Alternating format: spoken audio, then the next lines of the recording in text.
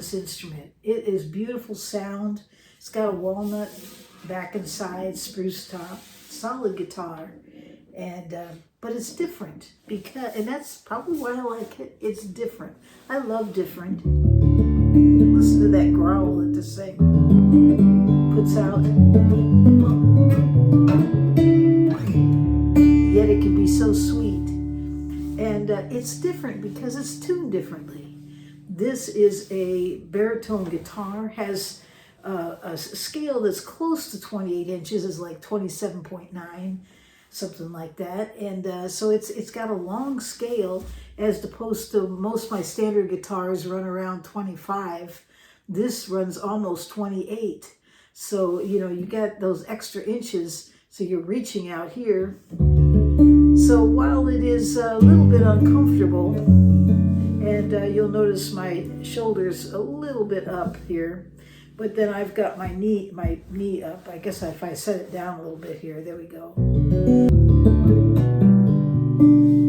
And I do have a pickup in it. I put an LR Baggs in here, the sound hole, and it's wonderful sounding. And I'm running this right now through a acoustic fly rig that's made by Tech 21, and it's a really nice little preamp DI, and it's going out to a Bose, and I like it. I have a lot of opportunity to carve out the sound I like to hear.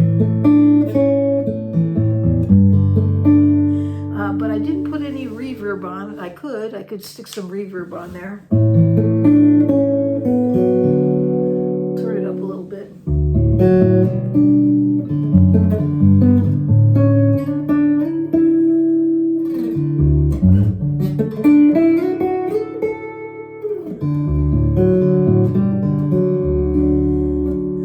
We'll turn that reverb back off there.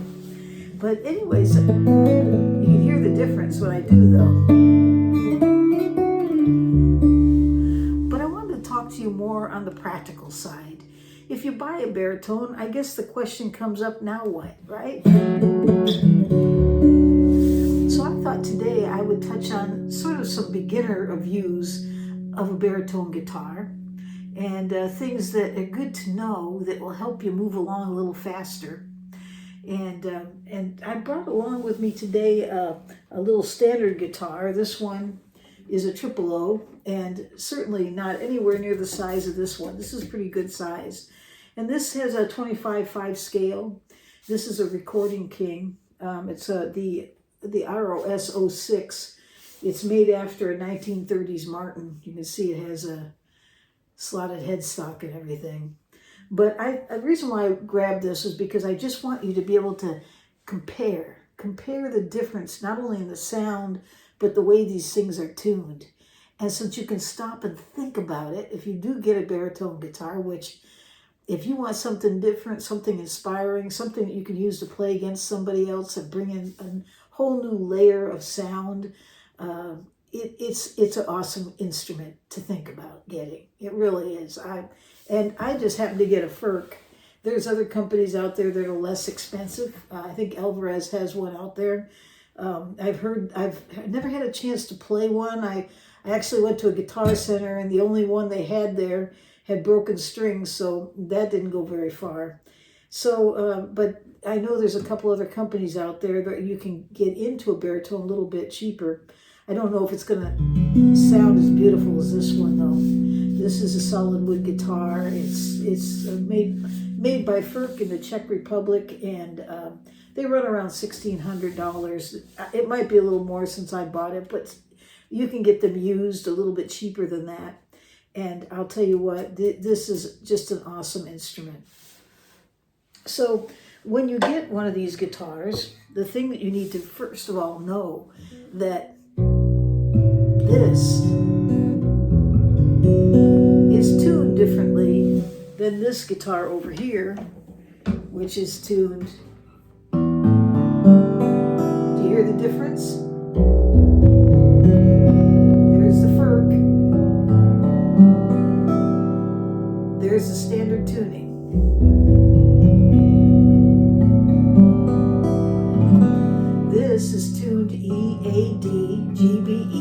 right? I think we all know that. E, A, D, G, B, E. But the Furch, it's tuned B, E, A, D, F sharp, B. So if you remember the first letters, the first four strings from 6 to 4, I spell out bead, B-E-A-D. You just have to remember F sharp and then B. And you got it. It's the baritone is tuned a perfect fourth below the standard tuning. In fact, it's tuned so that if you take a capo and you put it on the 5th fret,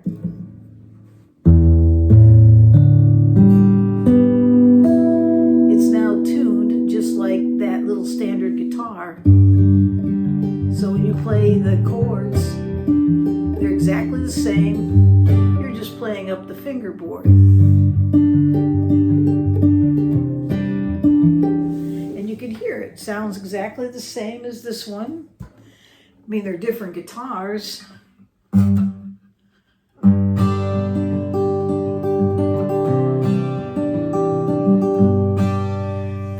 On the other hand, I think the baritone has this very beautiful depth to its sound when it's capoed. Of course, this Furch is an absolutely amazing instrument in the first place. Isn't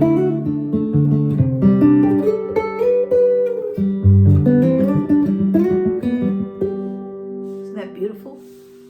So yes, it's tuned differently, B-E-A-D, F sharp, and B. That means without the capo, so if you were to come up here and play a G shape,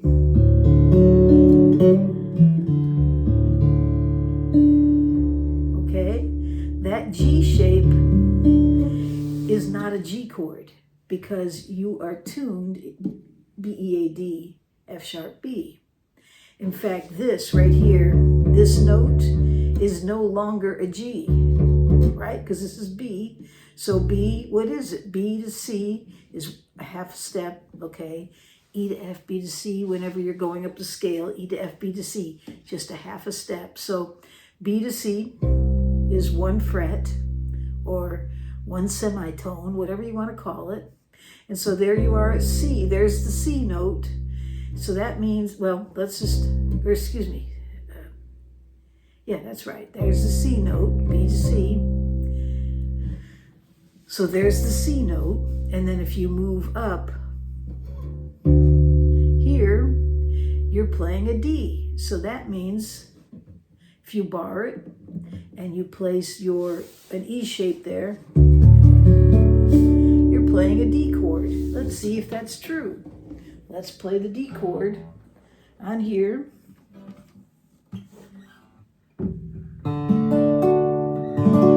Hear it? Except it sounds a lot lower. It just sounds deeper. Okay, so there's a D. And if you were to play a C chord or a C shape,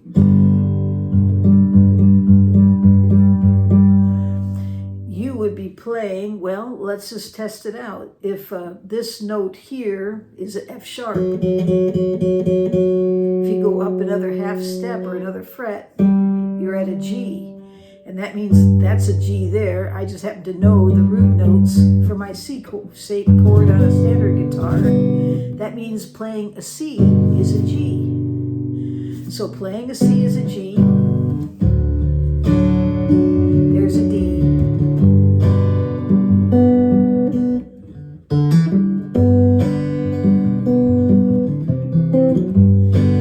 Go over to the F shape, well, what would we be playing here? That's F. Well, if this is a B,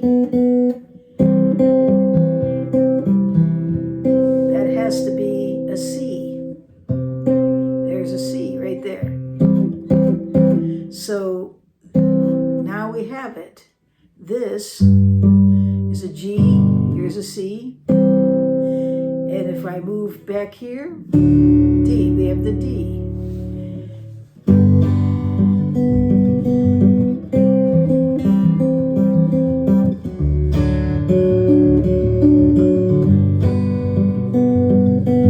So I'm playing G, C, D, and back to the C. There's the 1, 4, 5 chord progression. If we play the C shape, we're playing a G. And if we play the F shape, we're playing a C. And that's our G shape, which is a D. So you just have to kind of figure it out as you go along, that if you lower the tuning, and it's just straightforward, lowered straightforward, so you can use the same shapes. You just have to be aware that you're not playing the same chords, and you can play a baritone guitar. Now, where is the F? Well, the F just happens to be a B flat. So if you play a B flat shape, you're playing an F. So here's your C, which is your F shape, and here's your B flat, which is now your F. Your G, which is now your C.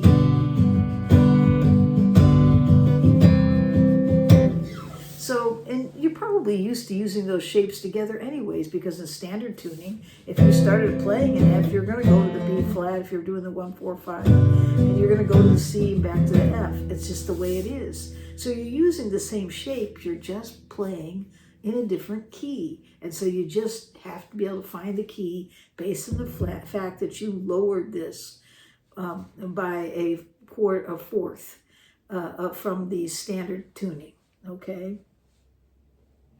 So there we go. That is a little bit to think about when it comes to a baritone guitar. I think baritone guitars are good picked.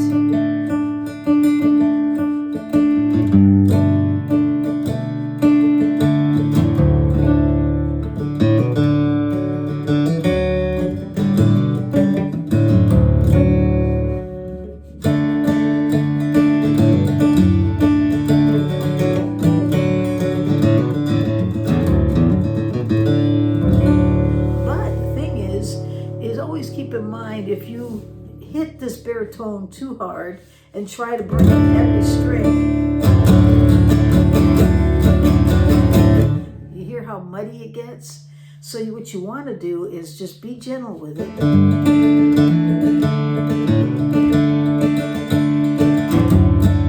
And play it in quadrants, or break it up in thirds in terms of the strings. Play the top strings first, move to the middle, move to the basser strings, and move around a little bit, but don't try to play them all at once.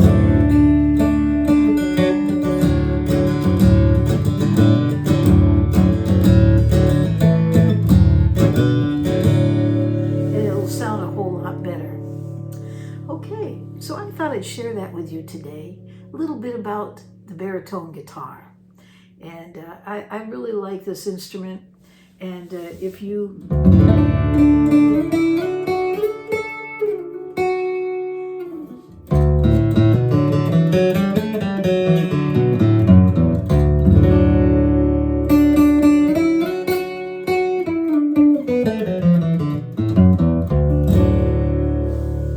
and let me plug this little recording king in. Hold on one second.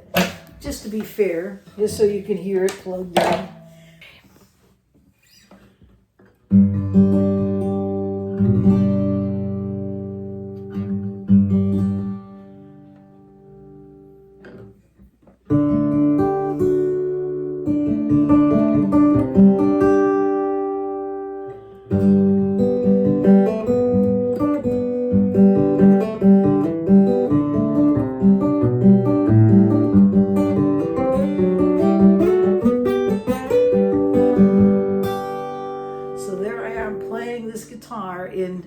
In the G, C, and D shapes, but when I play those same shapes on the baritone, this is what you get. So this guitar, I think, is a really great deal, and it's wonderful if you're looking for something to inspire you, play along with somebody else, or even just to exercise your brain.